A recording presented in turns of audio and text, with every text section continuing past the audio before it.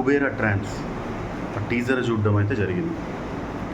So ఆ particular ఆ ట్రాన్స్ teaser ఎలా ఉంది అంటే, సో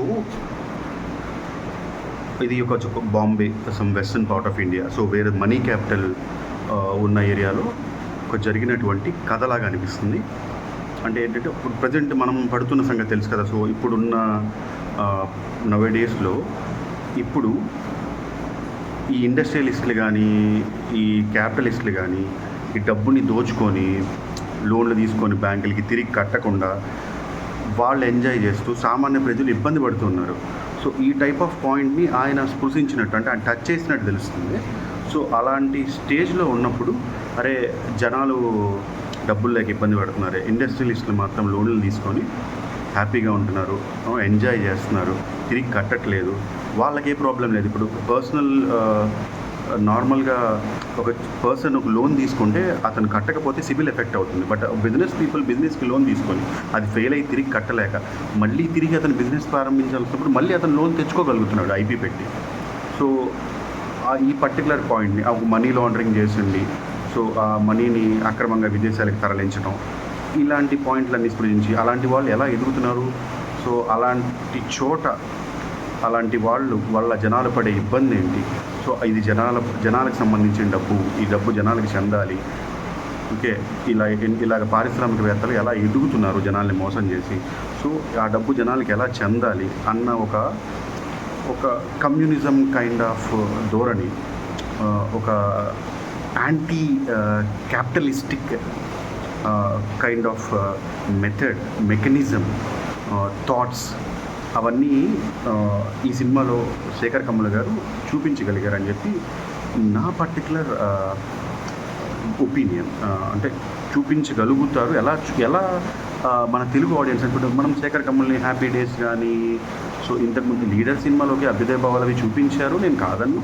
బట్ హ్యాపీ డేస్ కానీ, లవ్ స్టోరీ, ఫిదా, సో ఆ ఈగోయిస్టిక్, ఎంత క్యూట్గా ఒక అమ్మాయి అబ్బాయి మధ్యలో రిలేషన్షిప్, లవ్, దాంట్లో వాళ్ళు దాన్ని కొనసాగించే క్రమంలో వాళ్ళిద్దరి మధ్య ఉండే ఫీలింగ్స్ ఏంటి, దాన్ని ఎలా ఎదుర్కొంటారు, లైఫ్ ఈజ్ బ్యూటిఫుల్, ఒక కాలనీలో ఒక పర్టికులర్ గ్రూప్ ఆఫ్ పీపుల్ మధ్య ఉండే గొడవలు ఏంటి, దాన్ని వాళ్ళు ఎలా ఎదుర్కొన్నారు, వాళ్ళ ఇష్యూస్ ఎలా రిజాల్వ్ చేసుకున్నారు, కుటుంబంలో ఇష్యూస్ ఎలా రిజాల్వ్ చేసుకున్నారు, అంటే 1 by 1 కాలేజీలో ఇష్యూ రిజాల్వ్ చేసుకోవడం, కుటుంబాల్లో ఇష్యూ రిజాల్వ్ చేసుకోవడం, ఒక రాష్ట్రం కన్నా ముందు అతని కుటుంబంలో అతని ఇష్యూ రిజాల్వ్ చేసుకొని రాష్ట్రంలో ఇష్యూలు కూడా రిజాల్వ్ చేసుకోవడం, ఒక కాలనీలో ఇష్యూ రిజాల్వ్ చేస్తూ వాళ్ళ కుటుంబంలో ఇష్యూ రిజాల్వ్ చేసుకోవడం.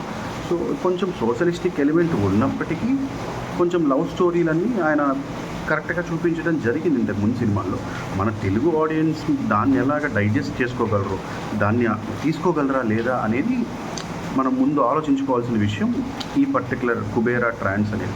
సో ఇందులో చాలామంది పాన్ ఇండియన్ స్టార్స్ ఉన్నారు.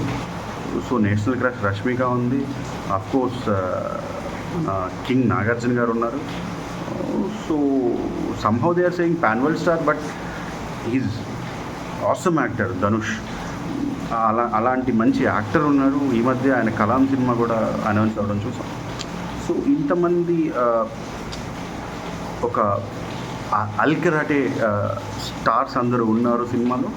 సో వీళ్ళందరినీ ఆయన మేనేజ్ చేసి, చాలామంది బాలీవుడ్ యాక్టర్స్ కూడా ఉన్నారు ఐ థింక్, వీళ్ళందరినీ మేనేజ్ చేస్తూ ఈ సినిమాని అతను ఎలా ప్రజెంట్ చేయగలిగాడు, ఆ ప్రజెంటేషన్ తెలుగు వాళ్ళని ఆకట్టుకుంటుందా లేదా, ఈ పాన్ ఇండియా సినిమా మిగతా వాళ్ళ సంగతి అటుంచితే తెలుగు వాళ్ళకి నచ్చుతుందా లేదా.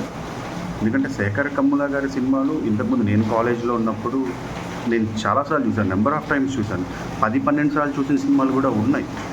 ఇప్పటికీ ఆ మా తెలుగు తల్లికి అన్న పాట లీడర్లో వస్తున్నప్పుడు సో హార్ట్ బీట్ అలా కొట్టుకుని కళ్ళలోంచి నీళ్ళు వస్తే, సరే నేను చిన్నప్పటి నుంచి పాడాను, ఈ పాట ఇప్పుడు స్కూల్లో లేదే, స్కూల్స్లో పెట్టట్లేదు ఎవరు.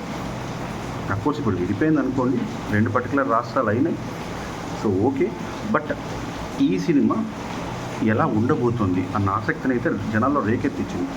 నాకు తెలిసి ఒక మనీ లాండరింగ్, ఒక పర్టికులర్ జనాల్ని చీట్ చేయడం, జనాల డబ్బులు ఎలా తరలిపోతుంది, ఈ పొలిటీషియన్స్ కానీ ఇండస్ట్రియలిస్ట్ కానీ ఆ డబ్బుల్ని ఎలా వేరే చోట ఇన్వెస్ట్ చేస్తున్నారు, సో జనాలకు చెందిన డబ్బు మళ్ళీ జనాల దగ్గరికి ఎలా తీసుకురావాలి, అన్న పర్టికులర్ పోనీ అలాంటి వాడు నార్మల్ బతుకు బతికితే, ఒక అపర కుబేరుడు అన్నటువంటి వాడు ఒక నార్మల్ బతుకు బతికితే ఎలా ఉంటుంది, అతనికి తెలిసి వస్తుందా, సో అతను మూలాల్లోకి వెళ్ళి ఏం టచ్ చేశాడు, సో కొంచెం anti capitalism kind of movie లాగా నాకు అనిపిస్తుంది. That's all. So will wait for the movie.